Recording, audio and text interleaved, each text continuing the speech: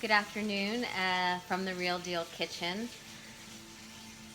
Wow, this is going to be a recap of the spice mixtures that I've been talking about the last few weeks, and just a little encouragement, I would say, for everyone who hasn't already to start considering and building their own spice pantry.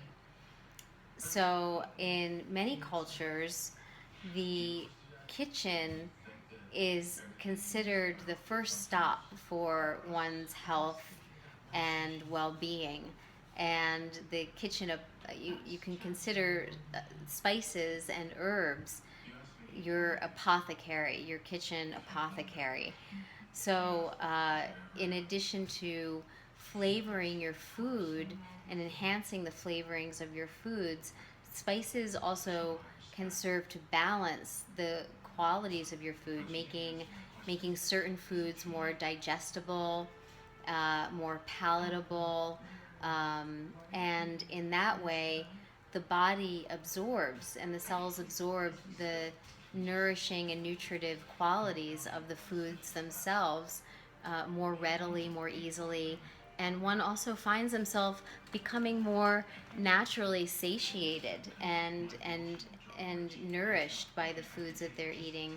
And perhaps if you're someone who struggles with either overeating or not feeling like you want to eat very much, food is an afterthought for you, I can almost guarantee that once you start to employ spices and spice mixtures into your food, you'll find yourself coming into a more balanced place with your desires around food and how you feel about eating and wanting to get into the kitchen. And I would encourage you from that perspective even to play with it a bit. And if you have a few friends that might also be interested, you could begin to buy your spices in bulk, which I highly encourage because they become much more economical than buying those small little bottles. But if you can even buy in bulk in small amounts. One of the companies that I love to work with is Mountain Rose Herbs. They're, I believe, in California, and you can easily look them up online. Their website is beautiful and lots of spices there, and you can buy in very small amounts. I think even just 2 ounces of things. So that's a great way to get started. So simply to review, we talked about za'atar, we talked about ras el hanout, and I spoke a little bit about making khichdi, which is a soup of lentils and dal, which dal are the lentils and rice, or you can make it with quinoa, as I like to make it, that uses a mixture of spices that we've come to know in the West as a curry flavor. But curry is simply a mixture of spices. So every one of those mixtures actually uses cumin. Uh, Two of the mixtures, the ras el hanout and the curry, use coriander. Uh, Fennel is used. Those are three of the top five that I would start with. Um, Cinnamon is another one that I highly recommend having in your basic pantry, as well as fennel seed. So the top five spices that I would recommend starting with would be cumin, coriander, fennel seed. So you can get all of those in seed or powder. Not the fennel is usually in seed, so the cumin and coriander could also be in powder, and then cinnamon powder and turmeric. So that's where I would begin, as well as a nice high quality, whatever you can afford, sea salt or rock salt, like a Himalayan rock salt. That actually happens to be my favorite, my salt of choice. And then starting there. And the za'atar will use the cumin. It will use an aromatic herb. It'll use sesame seeds. So sesame seeds are easy to keep around. I would keep them in the freezer if you wanted to explore making that mixture. And sumac, that would be one that you might get, and you can keep that in the refrigerator or share it with friends.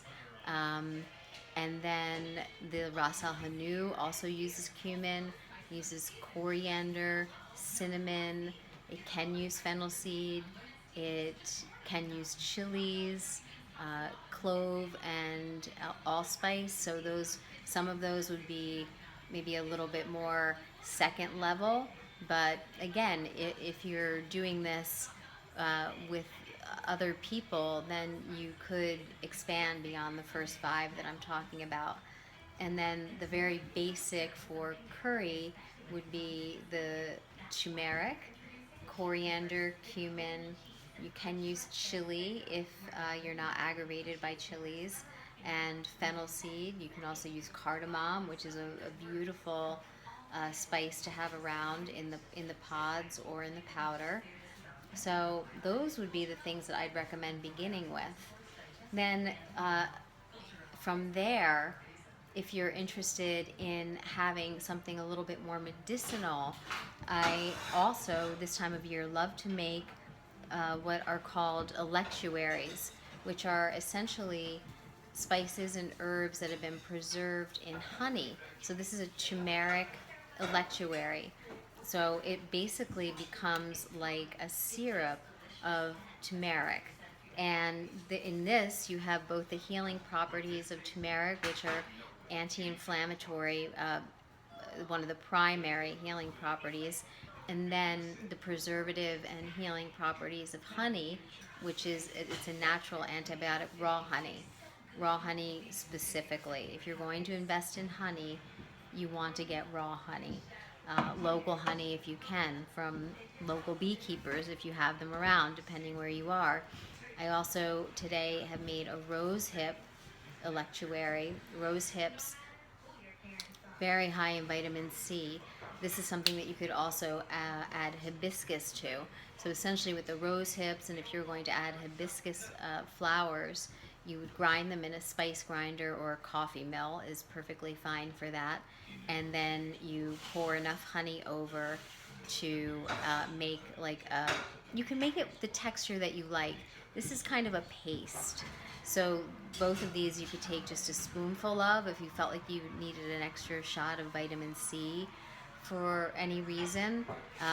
Or I like to spread this around my berries this time of year, and pour kefir over it. It's a delicious breakfast or snack to have. And the turmeric as well. If you're feeling like your joints need a little bit of help or support, you can take a spoonful of this, or you can add it to milk or almond milk to make what has come to be known as golden milk. And that is very calming, something wonderful and lovely to have toward the end of the day, the evening, especially if your nerves have been feeling a little rattled. You warm up some milk or almond milk, stir a spoonful, a generous spoonful of the turmeric electuary into that, and sip on that, and relaxation, here I come. So these are the things that I would recommend as basics. And then if you are interested in exploring a little further, adding some honey, good quality raw honey to your pantry, and working with perhaps making some start with one herbal electuary. These are not going to go bad, the electuaries. They're preserved in the honey, so you can make a small amount, or this is, I think, a medium-size amount, and take it from there. I will add proportions at the bottom of in the notes at the bottom of the video. And I would love to hear your comments if you've tried any of the spice mixes with any of the things that I've suggested, or how you've used them, if you've used them in different ways. So please, I would love to hear from you. And thank you for joining the Real Deal Kitchen. Until we meet again, be well.